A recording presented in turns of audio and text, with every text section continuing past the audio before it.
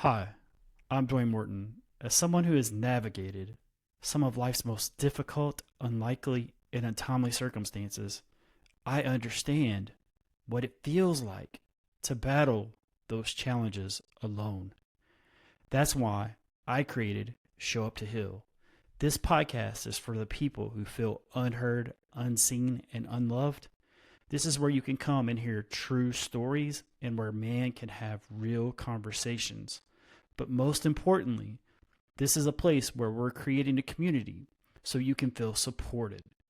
I want you to feel in this community that you are seen, heard, and loved.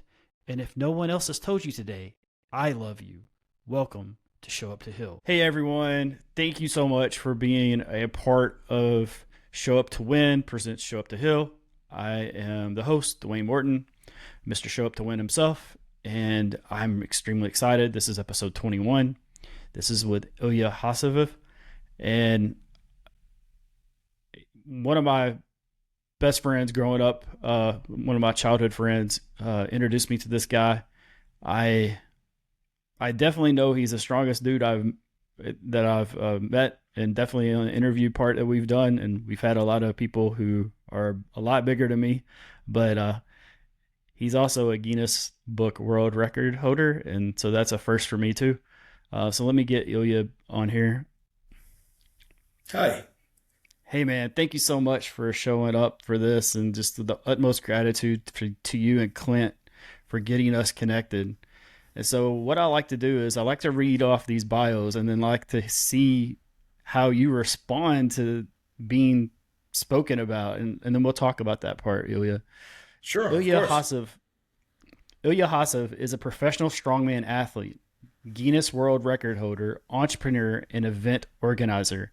As the strongest man of Cyprus, he competes internationally while also helping shape the future of the sport as a director of the Strongman Champions League, the only global professional strongman league. Through SCL, he works with many of the world's top strength athletes and helps organize international competitions watched by millions around the world. Outside of sports, he has built and partnered in businesses across manufacturing, event production, entertainment, technology, and media. While Ilya's achievements span athletics and business, some of his greatest lessons have come through adversity. Multiple serious injuries throughout his career tested both his physical and mental resilience, requiring years of recovery and determination to return to competition. Those experiences shaped his belief that true strength is measured not by what a person can lift, but by their ability to keep moving forward through life's challenges. Together with his wife, pro powerlifter Lily Starben, he is passionate about resilience, personal growth, and promoting man's mental well-being. That's right. Ilya, Yeah, man, thanks for having me. how's that land when you hear that being spoken about you? It's always a little bit surreal. I never thought I'd be doing half the things that I'm doing or be in the position that I'm in. Everything has been a happy circumstance or a happy opportunity from not always the best circumstances. And I think that's mentality, exactly what it says in there, has been part of exactly what led me to be in this position. Absolutely. So I want to dive off to the first question. This is a question I've asked all the other speakers so far, is with man's mental health awareness, what do you feel like we're doing right or correct? What do you feel like we're missing the boat? And what do you feel like that we could do better? That's a really good question. So there's, as they say, there's no one way to skin a cat. There's definitely multiple things that work, multiple things that don't work, and also the same things might work for some people and not for others. The thing that definitely works for me, and I've picked this up from Clint, he has been a true inspiration. Every time that I've had a setback, I could take all the time that I needed to recover, to get mentally back and present. But one of the first things that we had to do is make a plan. It doesn't matter if you can't follow the plan. It doesn't matter if you're not able to follow the plan. But having a plan is the first step that has always been the biggest help for me to then know that, okay, this is the deck of cards that I've been dealt with. This is the hand that I have to play. What do I have to do to get to wherever the plan is? And that has been able to get me step by step back into the routine of things, get recovered from injuries, get recovered from life circumstances, and make the best of what I have been given. So as far as Absolutely. your question, then it's, yeah, what are we doing right? What are we doing wrong? The wrong part would probably be putting a little too much pressure. I'd say the one thing I absolutely hate is the over enlarged masculinity pressure that has been put on a lot of men, that you have to do this, you have to be that, you are expected to do this. um, there is no set thing that you have to be or do. You just be yourself, do what you have to do. Just be a good person if that's a choice. The rest comes from there. That's a really good answer.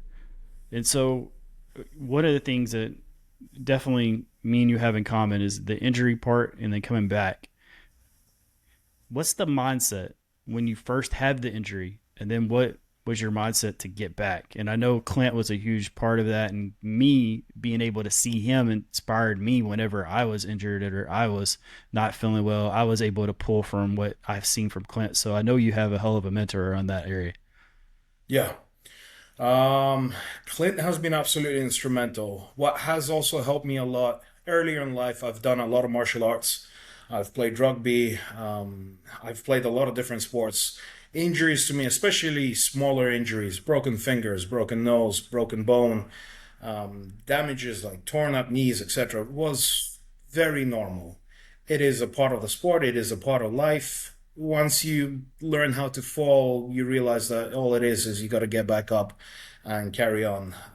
So I think a lot of those experiences with various injuries has helped me model a system for myself that works, or a resilience.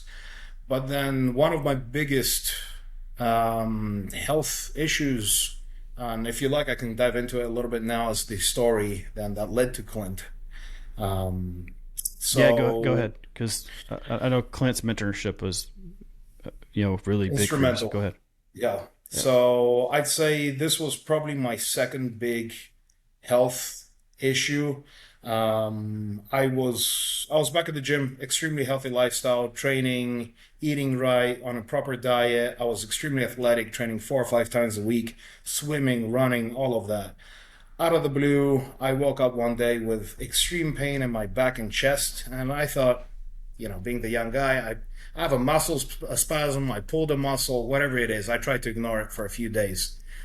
Uh, I think by day three, when I had trouble breathing, I was lying on the floor. My family pushed me. They're like, okay, you got to get to the hospital. So I got myself to the hospital, got diagnosed. There was a pulmonary embolism, and they told me, okay, I was playing the lottery. It was like a 30+% chance per day that if I didn't address it, it could be fatal. So I think at that point I realized how lucky I probably got that on the third day I was still rolling the dice on that. I got that treated, got out of the hospital. I had very severe lung damage due to it. A lot of complications. Even walking up the stairs in the house, I could not do that. I was hacking up. I was coughing my lungs out. I was like coughing up blood just because of the damage to the lungs. It was really difficult going from an extremely active lifestyle to all of a sudden I can't do anything. I can't even walk around the house without having a coughing fit. And I spent about a week in the dumps like that, and then I decided that okay, I have to get back out. At that point, this was the second time in my life that a doctor told me that I'll never train heavy again. I'll never be an athlete. I'll never do anything athletic again, and I have to take it chill. I can lift maybe 40 pounds at best. I can only go on walks. And it really irked me that this is the second time I'm hearing this from a doctor, a person that's supposed to, give you a reason to keep going and carry on. And then they're telling me, no, you know what? Just stop whatever you ever thought was cool or amazing to you. So really irked about that. I got back into training. The first few weeks was literally me walking outside the house, trying to go for a walk with my dog. My father had to walk with me, and the first few days, it was literally less than a minute of the walk, and I was sitting on the curb, coughing my guts out again, my lungs and everything. Could not breathe, had to be helped back into the house. Still, every day I kept trying to walk out, and again and again and again, until by the end of week 1, I actually made it to the end of the street. By the end of week 2, I actually made it half the lap that I would normally take with the dog. And then by the end of the month, I was finally able to at least go on a moderate walk. Now, this sounds like a normal thing that anyone should be able to do, but like in that moment when you're told that you'll never be able to do something like that, again, to recover all that ability, despite of what doctors tell you, it felt truly inspiring to myself, even that I can do this, that the body is resilient, that the mind can push the body. And then within 2 months of that, I think I got into the gym for the first training session ever. And I got so lucky because I met a friend there, Lawrence. He's still a good friend of mine and Clint's. And the week before that, he trained with Clint Dodden for the first time ever. So he met me there. He's like, "Oh, you're a big guy. Have you ever tried strongman?" And I'm like, "No, I've seen it on TV, but I didn't know that's a thing you can just try." Like, "What do you mean, did I ever try strongman?" It's like, "Yeah, pulling trucks, lifting stones." I'm like, "That's a thing you can do." So short conversation later, they convinced me that I have to come over and train with Clint. The very next weekend, I was right over at his place. I remember Clint was very excited to hear about my story. He showed me the Atlas stones. He showed me the yoke. He showed me farmer's walks and all that in the first training session. It was like 2-3 hour training session. After every event, I was there puking my guts out in the bushes, but then looking up, I'm like, okay, what's next? So from then on, I was completely addicted to the sport, to the boundaries that it pushes. And within 3 months, I was already in my first competition, placed horribly, placed last in the competition. But just that whole approach of, challenging myself with something and having a plan, especially the moment I started working out with Clint, being his friend, hearing his story and realizing that there are many other people that are going through terrible things in life. And despite everything, they show up, they do their best, they have a plan, they work on it. And it really helped me transform the mentality of what it takes to recover, what it takes to win, what it takes to be successful, especially seeing that was a great perspective training with Clint, that no matter how much we trained or how much we lifted, I progressed through strength really quickly over a matter of years. I went from being last in an amateur competition to having podiums or competing at international competitions. I went from 150 kilos, so 300 pounds, 330 pound deadlift to all of a sudden an 800 plus deadlift after a few years. And whilst I was progressing so fast at the gym, Clint was almost always stronger than me. But at some point I overtook him in strength, and there was never any tension. But this is a thing that I learned training with Clint, that I don't care how much someone lifts. I don't care what the numbers are on the bar that you pull or the weight that you lift. I care about the intensity that you put into the lift. You can have 1 plate, 2 plates, you can have 10 plates. If you're putting in your genuine effort, putting the intensity into it, I am all there with you, for you, and I'll be happy whether I'm doing 5 plates or 10 plates and you're just doing 1 plate. I will be there training with you and enjoying it. If it's a matter of you just trying to outdo me on whatever the number is without putting in the intensity or not putting in the care, I rarely ever care about that. Yeah. So real quick. So for people where I'm from and where Clint's from, we used to drive by and we would see Clint do these like incredible tasks. And we're like, he's picking up a car, like those type of things. And so I understand like how you were just like in amazement, but also one of the things that you said was how you had a plan, got a mentor in Clint, and then attacked it. I'm a big believer if you before like you decide you're going to begin, you can either plan, get a mentor, or you can begin, get a mentor, and then have them create the plan. And for you kind of did both because Clint helped mold that. Other thing is, Clint was a huge inspiration for me when I first got diagnosed in 06, because I reached out to him and he gave me a plan. I'm like, dude, I'm not capable of doing this. Like right now, like I'm barely getting up three flights of stairs. And then we had a conversation. He was like, just do what you can do. Move your forward. He just keep moving forward. And he was like, just build upon that. And so I love the fact that you were doing the same thing. And Yep. that's also another thing with being resilient, but also just taking another step forward and another step forward. And, it's like you said, you were last place in an amateur. And then the next thing you know, you go from 330 to 700 on a deadlift. The beauty part is we don't realize what our mind is capable of. And that's why I wanted to ask you the mental aspect of weightlifting. You're doing stuff that the physical body in science says you are not able to do. But your mind is able to push you to say, yes, I can. Can you break down the mental part of preparing yourself throughout the day for those lifts? Absolutely. That's a really good question. And a really good observation about the science world saying that you can't do something. I've personally been told 3 or 4 times by doctors that I'll never be able to do something again. And I've went far and beyond whatever they could ever possibly say or imagine to me. I do think that's something that they should step back on and maybe not limit people like that. But as far as what has helped me get to these things, usually, as we said, having a plan. With Clint, it would always be like, okay, what's the next thing that you can do? What's the cool thing? What excites you? Find one thing that excites you. It can be something simple, like I want to be able to walk to the end of the street, or it can be something insane, like I want to pull a plane. And I've had both things in my life. So I've seen your Facebook. I've seen the plane thing. I mean, so it's like real. I want to let the audience know this stuff is real. Like that's the other part is like this is not just like, hey, he's climbing skyscrapers and swatting down airplanes. No, this is like true stuff. yep. So even my Guinness World Record was exactly a year after I had another serious medical thing where the doctors specifically told me that I'll never be able to do anything cool again. Exactly a year to the week, I set a Guinness World Record on a TV stage, having a rope skipped while I jumped holding an anvil. Everyone thought that would be something I'd never do in my life again. So every time we would come up with a plan and say, okay, is this exciting? Is this something I want to do? Yes. What do we do? And it doesn't matter how far away you are from the plan.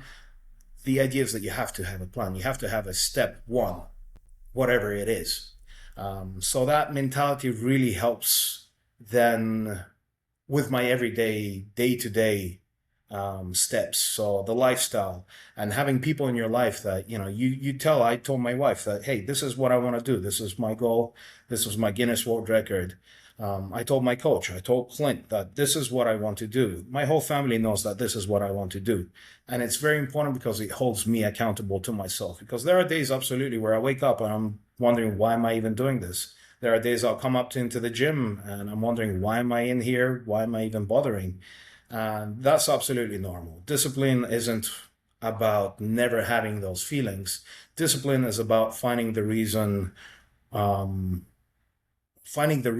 the way to overcome these feelings and surpass them and figure out why are you having these feelings. And that comes to the mental health part, that it's absolutely okay to have a negative mindset sometimes. You can't always be positive. Even the most positive person in life always has some negative circumstances, scenarios, or thoughts.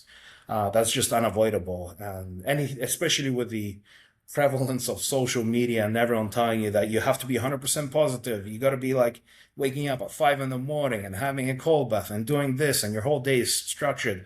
That is impossible, and those are not real people or real scenarios.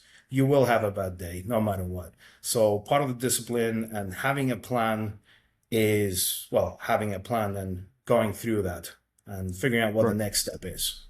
So one thing that we've found that's been kind of in common with a lot of the speakers is those men finding other men to have a form of brotherhood. And then also me and Jimmy Carter, who was on episode 16, who's trained a bunch of NFL type talent. we were talking about how important his girlfriend, his significant other was for you. Also, she's a professional athlete on top of it. So it's not a competition between y'all, but it's also a competition of you pushing each other, I would assume. Absolutely. Yeah. Can you tell me how much of a benefactor that has been for you of having her? And I just from what I've read and stuff, just a little bit, like I can tell she's a huge inspiration, but also like I can tell that y'all both are super dedicated to each other for the sport, but then also to each other personally. Can you shed some light on that, please? Absolutely. Ah, for as flashy of a strength athlete I am, pulling planes and boats and having Guinness World Record, I genuinely think she's a better athlete than me, by far. She might lift less weight than me, but pound for pound, she's significantly stronger than I ever could be. She's an incredible athlete. She's a top 10 powerlifter in the world. And her lifestyle, like this means so much to her that in our conversations when we first started dating, talking, we're very specific with each other that yes, strongman or my sport and career are important to me, and powerlifting to her is extremely important, and it defines in a way who she is or what she does. Not in the way that that's the only personality she has, but that is something that she's so dedicated and serious about that to us, it's not a thing of, okay, we're going to skip training because we wanted to go out, or we're going to skip training because we're not bothered. No, we're doing training and then figuring out what else we can do with that training, along with that training. The nutrition, the lifestyle, the training, everything about it, it's important, and we maintain it and we help each other a lot. So I'll cook a lot of the meals for both of us, and I can't just cook pies and cakes and, whatever tasty food. It has to be good, nutritious food, micro appropriate, a lot of proteins, a lot of food. So all our daily decisions are conscious because she's a professional athlete and because I'm a professional athlete, and we hold each other accountable due to that. Sometimes, and she's seen it many times, I lose that motivation occasionally, especially after an injury. I've had multiple where I tore my pec, I tore my quad, I tore my bicep. And the first few weeks, I don't want to do anything whatsoever. But she's there, she helps me, she takes the time out of her day, and then I still show up and I go to the gym and I help her out. And I think that has helped me a lot getting back into it, because even if I'm not training, I'll go to the gym and help her train. I'll be there spotting her, I'll be there loading her weights. And then 1 week, second week in, third week in, I'm like, all right, I got to get back on it. I'm still in the gym. I might as well lift something. And then I slowly get back into that routine. So having that lifestyle where we have that discipline between each other, or we need to support each other, helps both of us mentally get back into what we have to do. Yeah, I enjoy hearing the love part and then the support part, but then also realizing like, hey, I cook this, so I don't get to cook the what most people would say the good sweet stuff is. It's like, so I appreciate you like really going into that. And the other thing is you're the first person that I've interviewed that their significant other is a professional athlete also. Like, so it's not just a self thing. Like, usually when it comes to professional athletes, like I was close to being one, my friend, and I was selfish. I would make any and every choice. If it was about basketball, I didn't care who was against me, whatever. Like, so I appreciate the fact that you have somebody else that keeps you balanced. And then also for her, I'm sure you keep her balanced too. So that's the Absolutely. other aspect. Yeah. And so, Just a my little bit next on question. that. We've actually had to find ways to compromise and to also take turns. So if I know she's competing, I will not butt in and be selfish and say, no, I have a competition or something. I'll help her and focus on her competition. When she's done competing, I'll make sure that I'm the focus, and we take turns on that too. Yeah. Good. Yeah. Sorry. Try to get a sneeze in. But that's beautiful, man. That's like, it also from an athlete's perspective, when you're able to get that type of support, that allows you to go after your goals. And it also helps you be able to take that relax part and then to be Yep. able to help them achieve their goals. One of the one of the wonderful things that you were just speaking on was just the with the professional league and those things that you got, but also how instrumental she is with her sport, how instrumental you are with your sport, and now you're being a mentor and you're a leader toward other people. How has that changed your responsibility as an athlete also, and being able to show good people um, good form and just stuff like that, and be like, hey, this is how you want to do it. You take care of your body, you know, and be an example for people. I think that's really important. So can you share on that? Because I know you're a director of the SCL. Yeah, I'm one of the directors of SEL, and actually that was an interesting. That's that is one of the actual ways that I've created a plan or progressed from an injury or from a circumstance into something else. I do strongly believe that every time that there's an injury or setback, it's just an opportunity to try something else or do something else. It's an opportunity to try something new, perhaps, explore different possibilities. So at the time, I was competing in SCL, in Strongman Champions League, as an athlete, and I had an injury. I tore off my bicep, setting a world record on a stone, and I could not compete that year while I was recovering. During that recovery, I was talking with one of the directors, Marcel of SCL, and I thought, hey, I can't compete, but the next best thing I can do is try host a competition with you guys. So we hosted a competition. It turned out to be one of the best competitions that anyone has seen in the region. All the athletes absolutely loved it. Everyone loved it. The organizers loved it. My sponsors loved it. I really enjoyed the process because I have a very long history of working with entertainment, with events, event organization. So for me, it was a very natural transition, but I never thought I'd be hosting strongman competitions, especially to such a level. So one year led to another. I was both competing and organizing competitions to where now I'm hosting a handful of the major competitions happening in the year's calendar. So that just one closed opportunity led to another opportunity appearing, and you just had to follow through on it and make it happen.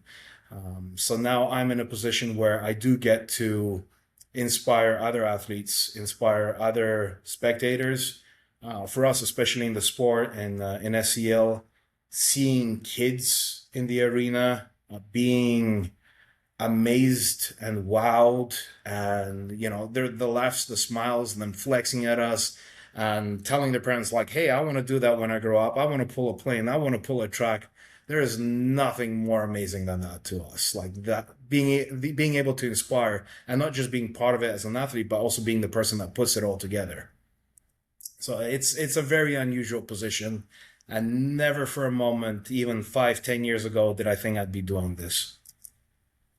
It's amazing. So we're almost at the end of the time, at the 30-minute mark. What would, if you could go back and go talk to like your younger self, what would he say to you? Now, this question always gets messed up. They always say that like you say to the kid. I'm not saying that. I want to know what you think yourself as a little kid would say to you right now.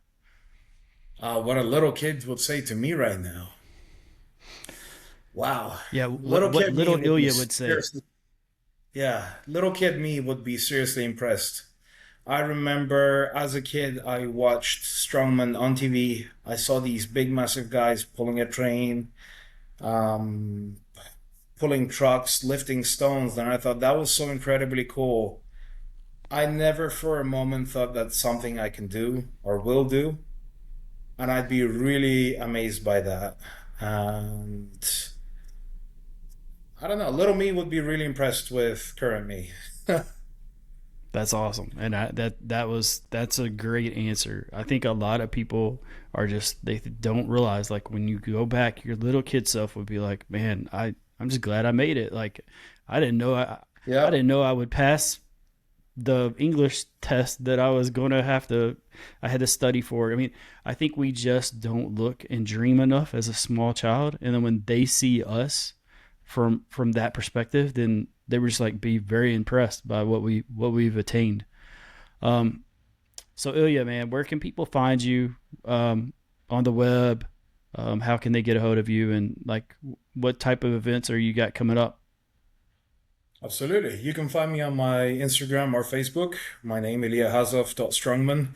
Or you can find me in Columbus, Ohio, where I'm currently training. We are hosting two amazing events in the US this year that I'm personally hosting. Both are Strongman Champions League events. One is in Sandusky, Ohio on Labor Day weekend. The second one is in Lake City, Florida on October 10th. Both are going to be spectacular events with a lot of professional international athletes, a lot of special guests, strength feats, cool events, a lot of entertainment. If you want to see me there, if you want to meet me, more than welcome to. If you have any questions whatsoever, I'm always happy to help people, whether it's with training or life questions, mental health. Um, a lot of people jokingly refer to me as a injury expert, not because I know a lot about injuries, mostly because I've had a lot of injuries. So I've always found a way out through them. And if anyone ever has a real question, like how do I deal with an injury? How do I recover? How do I get back into something? I'll at the very least share my experience and my opinion on it. Yeah, it's amazing. So Ilya, man, thank you so much for showing up for this and for showing Absolutely. me a professional athlete's mindset, but also what we're doing for men's mental health awareness. Um, this is episode 21. This is 3 weeks down. I have 9 episodes left. This has been an incredible journey. It continues tomorrow, same time, with Joseph Cope, who is the empathy guy, who's done some TEDx stuff. And then tonight, I also want to say I'm going to be hanging out with me and two of my friends, and we're going to do a weekly recap. And that will be at 8 Eastern, 7 Central, and 5 Pacific time. And it'll be on the same place that you're seeing this from. And I will be with my co-host Sarah Elkins and Kat Anna. Sabrina Johnson is going to be taking a night off, and so I'm looking forward to recapping and talking about the things that I got to learn from Ilya today and all the other great speakers this week. And then Ilya, I definitely want to extend an invite to the next some other podcast because I definitely want to have you on more multiple podcasts. And so I'll I would see love it. everyone later tonight. And everyone enjoy. This is Show Up to Win presents Show Up to Heal. Yeah. Thanks for Day having me. 21 down. Absolutely, my friend. And thank you, Clint Darden, for getting me and this guy connected. And looking forward to someday interviewing Clint sooner rather than later. That would be amazing. Yep. Thank you.